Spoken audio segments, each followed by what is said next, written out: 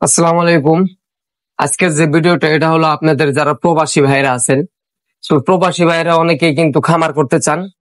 তো আপনারা দেশে আসবেন না, আপনারা বাইরে থেকে খামার করতে চান, যে বাইরে থেকে আমরা আপনাদের কিছু টাকা পয়সা হইছে, আপনারা টাকা পয়সা দিয়ে খামার করে বাড়িতে একটি সুন্দর খামার গড়ে তুলবেন, এই চিন্তা কিন্তু অনেক খামারিরা করে। তো বর্তমানে যে খামারের যে অবস্থা, আপনারা প্রবাসী যারা আছেন, আমি মনে করি যে আপনারা এই খামার জগতে আপনারা টাকা দিয়েন না। এটার কারণ হলো, খামারে বর্তমানে যেভাবে তদারকি করতে হয়, মানে পরিশ্রম করতে হয়, দেখভাল করতে হয়, দেখাশোনা করতে হয়, তো এই দেখাশোনাটা কিন্তু আপনারা কিন্তু বাইরে থেকে করতে পারবেন না। এটা দেখা গেছে আপনারা অনেকে শ্রমিকের ঘাড়ে ফালায় দেন। শ্রমিকরা কি করে, এগুলা ঠিক মতো দেখাশোনা করে না। দেখা গেছে একটা গরুর শরীরে জ্বর আসছে, জ্বর আসছে কি আসছে না তার দেখার কোনো সময় নেই। সে তার মতো 3 বেলা খাবার দিয়ে সে তার মতো চলে যায়। দেখা গেছে একটা গরুর খামার অপরিষ্কার হয়ে রয়েছে, আবর্জনা হয়ে রয়েছে, ওইখানে জীবাণু থাকতে পারে, ওই জীবাণুগুলা গরুর জন্য অনেক সমস্যা হইতে পারে, রোগবালাই হইতে পারে। কিন্তু তারা কিন্তু ওইটা দেখে না। তাদের যে 2 বেলা কাজ তারা কিন্তু কইরা তারপর তারা চলে যাবে, তারপর কিন্তু আর খামার দেখবে না। আমাদের খামারে এরকম আমরা কাজ করি যে দিনে কিন্তু আমরা 3-4 বার এই আমাদের খামার গুলো পরিষ্কার করি। পরিষ্কার করার পরে তারপরেও দেখা যায় অনেক ময়লা জমে থাকে, এগুলাকে আমরা অনেক সময় দেখা গেছে ফ্লোর পরিষ্কার করার জন্য আমরা ব্লিচিং পাউডার বা সাবান দিয়ে, অনেক সময় দেখা যাচ্ছে পাউডার সাবান দিয়েও আমরা অনেক সময় ধুয়ে দিই। কারণ এখানে যে জীবাণুগুলা থাকে এগুলা কিন্তু গরুর জন্য খুবই মানে খারাপ দিক। তো এইগুলা কিন্তু অনেক সময় আপনারা শ্রমিক দিয়ে কিন্তু করাইতে পারবেন না। আর খামারে যে পরিশ্রম, সব সময় দেখাশোনা, অনেকে আছে যে ডেইরি খামার করেন, ডেইরি খামারে আপনারা অনেকে জানেন যে ডেইরি খামারে যে একটা মানে লসের প্রজেক্ট আমরা গতবার দেখছি, যে খামার যারা করছে, প্রবাসী ভাইরা যারা করছে তারা কিন্তু অনেকেই ধরা খাইছে। এই ধরা খাওয়ার একটা কারণও আছে।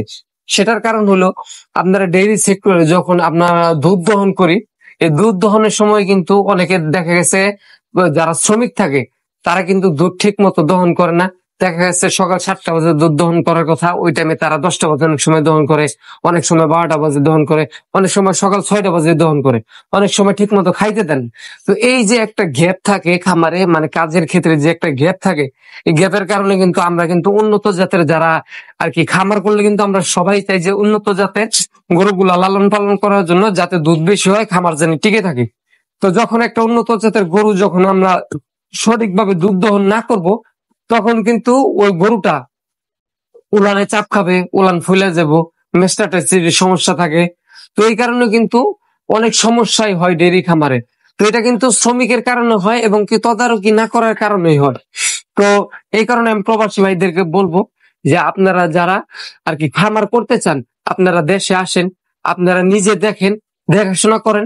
সে আপনি বিদেশে 50,000 টাকা কামাই করতেছেন, আপনি ওইটাই করেন আগে। পরবর্তীতে যখন আপনার মনে হবে যে না, আমি আমার কিছু টাকা হয়েছে, আমি দেশে যেয়ে দেখি আমি এখানে সফলতা পাই কিনা, তখন আপনি আইসেন। তখন আপনি আইসা, তখন নিজে আপনি আইসা তদারকি করে আপনি খামার করেন। তখন যদি আপনার মনে চায় যে আমি আরো 2টা শ্রমিক রাখবো, রেখে আমি কাজ করাবো, আমি পারবো না কিন্তু আমি তদারকি করবো, তখন আপনি করেন। তো এই কথাই আপনার প্রবাসী ভাইদের জন্য থাকবে।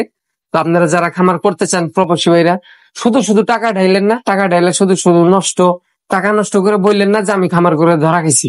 কারণ খামার করে ধরা আপনি তখনই খাবেন যখন আপনি খামারের কিছু বুঝবেন না, যখন আপনাকে শ্রমিকে যাই বুঝাইবো আপনি তাই বুঝবেন, ওইটা বুঝে আপনি খামারের প্রতি টাকা ঢালবেন। তো আমি মনে করি আপনারা দেশে আসবেন, আইসা নিজে তদারকি কইরা, নিজে খামার কইরা ওইখানে থাইকা তারপর আপনি সফলতা আনবেন। তো এটাই আপনাদের জন্য আর কি কথা থাকবে। অনেকে মনে করেন যে খামার করে এই মাসে 50,000 টাকা 1 লাখ টাকা ইনকাম করে ফেলাবে। ভাই এত সহজ না খামার করা। খামার করতে পরিশ্রম লাগে, ধৈর্য লাগে, তারপর আপনারা এখানে সফলতা আসে। তো সকলকে ধন্যবাদ, সকলে ভালো থাকবেন। আসসালামু আলাইকুম।